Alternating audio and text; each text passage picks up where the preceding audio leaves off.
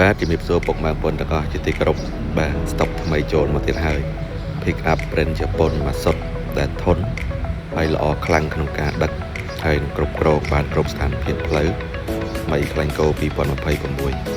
បាទតម្លៃពិសេសបងប្អូន $37,999 មានការធានាពីក្រុមហ៊ុនរយៈពេល3ឆ្នាំ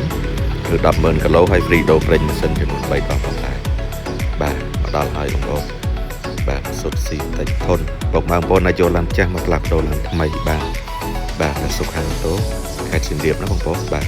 ស្តុកមានស្រាប់បាទនេះប្រើម៉ាស៊ីន 1.9 ប៉ុង2លេខអូតូកាពីតាបាទមានកាមេរ៉ាក្រោយមាន sensor ក្រោយពណ៌ស៊ីម៉ង់នេះគឺជាពណ៌ដែលស្អាតខ្លាំងប្រចាំឆ្នាំ2026តែម្ដងបងប្អូនចាប់អារម្មណ៍អញ្ជើញបាននៅសុខាអូតូខេត្តសៀមរាបទិញដាច់ក៏បានវាយដូរក៏បានបោករំលោះក៏បានផងដែរអរគុណ